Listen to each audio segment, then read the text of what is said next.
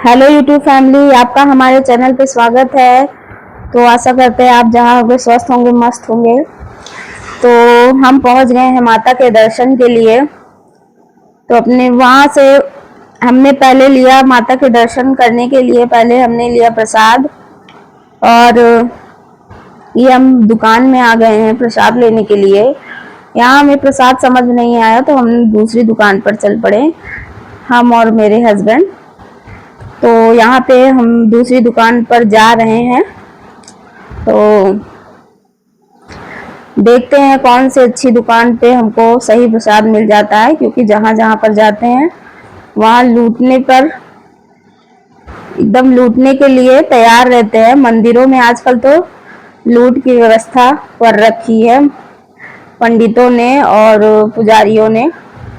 तो आप देख सकते हैं हम दूसरी दुकान जा रहे थे प्रसाद लेने के लिए। सुबह सुबह का समय है, बहुत अच्छा लग रहा था, बहुत प्यारा लग रहा था और जैसे लग रहा था पूरी दुनिया पूजा में जुटी हुई है। तो यहाँ हम पहुँच गए प्रसाद लेने के लिए और हमने ले लिया प्रसाद फाइनली।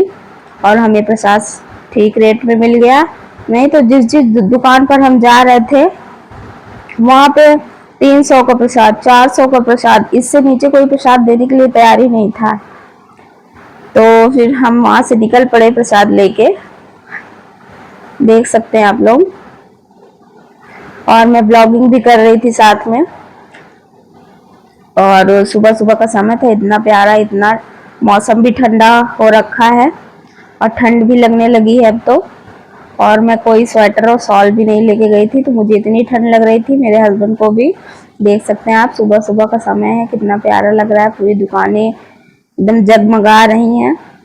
सारे लोग आ चुके हैं दर्शन करने के लिए, लेकिन अभी मंदिर खुला नहीं था, इस वजह से सारे लोग अभी आ चुके हैं, लेकिन लाइन में नहीं लगे हैं।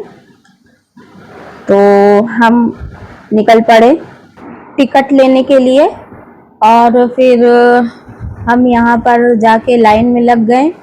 और क्योंकि लेडीज़ों की लाइन कम थी और जेंट्स की लाइन इतनी लंबी थी, इतनी लंबी, वहाँ काउंटर से लेके पूरा सीढ़ी के अंत तक जेंट्सों की लाइन लगी हुई थी। देख सकते हैं आप, बहुत लंबी लाइन थी। इस वजह से मैंने आगे बढ़ के टिकट लिया और दर्शन लेने के लिए टिकट लिया मैंने, क्योंकि वहाँ से हम लिफ्ट से जाएंगे। तो लिफ्ट से जाने के लिए टिकट लगते हैं, तो हमने टिकट ले लिया था।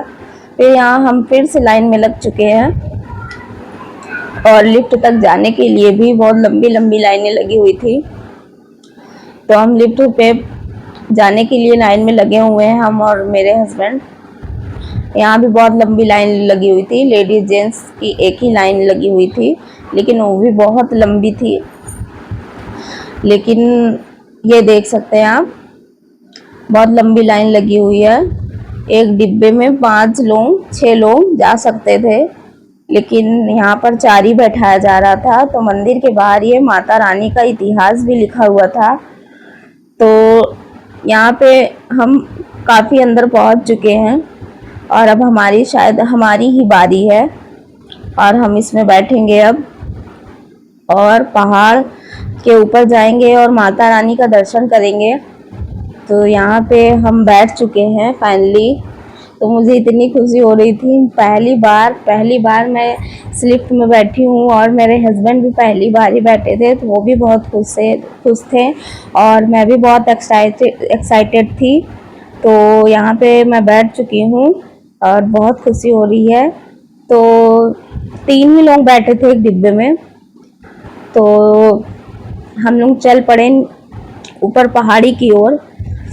तो माता रानी पहाड़ पर बसी हुई हैं, माता मैहर वाली माता शारदा मैया, तो वो पहाड़ी पर बसी हुई हैं। तो हम लोग वहाँ पर दर्शन के लिए निकल पड़े और बहुत ही खुश थे। बहुत ही सुबह सुबह का समय था, इतना प्यारा, इतना खूबसूरत नज़ारा था कि क्या ही बताएं। तो आप देख सकते हैं कितने ऊपर थे हम लोग, इतना अच्छा लग रहा था। और तो मेरे हस्बैंड को तो डर भी लगने लगा था, वो बहुत डर रहे थे। मैं तो ब्लॉगिंग में ही बिजी थी, तो मुझे डर नहीं लग रहा था।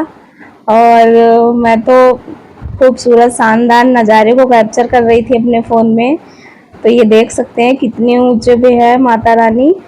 और बस धीरे धीरे चल पड़े हम लोग। काफ़ी लोग आना जाना लगा हुआ था, जो दर्शन कर चुके थे वो वापस भी आ रहे थे सुबह के समय। तो यहाँ हम मंदिर में एंट्री ले चुके हैं फाइनली। तो मंदिर के अंदर देख सकते हैं आप भीड़, लाइनों की कतार। माता रानी के पास जाने के लिए कितने सारे लोग हैं अपनी दुखों की अर्जी लगाने के लिए, अपनी सारी दुविधाओं को माता रानी से कहने के लिए कितने लोग लगे हुए हैं। यहाँ पे हम भीड़ में फंस चुके थे, बहुत ज़्यादा भीड़ थी। आप देख सकते हैं भीड़ बहुत ज़्यादा थी, सुबह का समय था, बहुत ज़्यादा भीड़ थी। और आप देख सकते हैं मेरे आगे मेरे हस्बैंड लगे हुए थे लाइन में। और फाइनली हम मंदिर से दर्शन करके बाहर आ चुके हैं। और ज़्यादा देर मंदिर में रहना अलाउ नहीं है, तो जल्दी से दर्शन किया हमने और बाहर आ गए। वहाँ फ़ोन भी ले जाना अलाउ नहीं था, तो फ़ोन भी हमने अपने हस्बैंड को दे दिया था और वो अपने जेब में रख चुके थे फ़ोन। तो फिर हम वहाँ से बाहर आए और नीम की पेड़ की पूजा की और वहाँ से सुहाग लिया। और सारी देख सकते हैं आप, सारी स्त्रियाँ पूजा कर रही हैं। आप देख सकते हैं सारे लोग पूजा कर रहे हैं। तो मैंने भी यहाँ पूजा की और सारी देवियों का दर्शन किया चारों तरफ, और सबका सिरदा पढ़ रही हूँ मैं। तो मेरे हस्बैंड भी पूजा ही कर रहे थे, लेकिन फ़ोन मैंने उनको पकड़ा दिया तो उन्होंने ब्लॉगिंग करना स्टार्ट कर दी। यहाँ पे भी मैंने पूजा की, सभी माताओं देवियों का दर्शन किया। लेकिन मैं कहीं रुक नहीं रही थी, क्योंकि जितने भी पंडित थे सब पैसे मांग रहे थे। पता नहीं कौन सा रिवाज है ये, जहाँ पर भी जाओ सब पैसे के लिए ही बैठे रहते हैं। और इस वजह से मैं ज़्यादा देर वहाँ खड़ी नहीं हो रही थी, केवल हाथ जोड़ के आगे बढ़ जा रही थी। सारी जगह पे पंडित दक्षिणा मांग रहे थे, पता नहीं किस बात के लिए, मुझे नहीं पता, मैं इतना नहीं जानती हूँ, लेकिन सब सारे पंडित दक्षिणा मांग रहे थे। अब पता नहीं क्या किस बात की दक्षिणा चाहिए थी, इस वजह से मैं ज़्यादा देर कहीं खड़ी नहीं हुई। फिर उसके बाद मेरे हस्बैंड भी वहाँ खड़े नहीं हुए ज़्यादा देर, दक्षिणा क्योंकि मांग रहे थे। फिर हम मोबाइल का कार्यभार हमने संभाल लिया और ब्लॉगिंग मैंने स्टार्ट कर दी, क्योंकि मेरे हस्बैंड सारी जगह घूम रहे थे, उन्हें बहुत अच्छा लग रहा था। तो मैं भी घूम रही थी फ़ोन लेके अपना।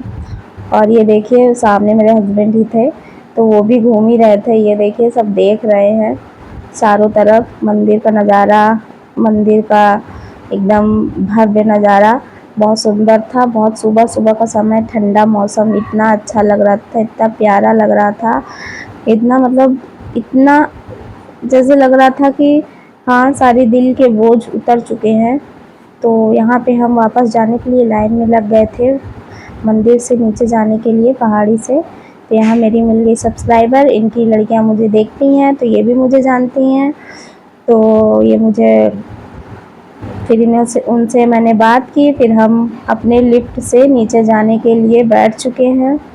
फाइनली ये हमारा उड़न खटोला था, हम तो इसको उड़न खटोला कहेंगे। हम उड़न खटोले में बैठ चुके हैं अपने, जिससे उड़न खटोले से ऊपर आए थे उसी उड़न खटोले से हम नीचे जा रहे हैं, आप देख सकते हैं।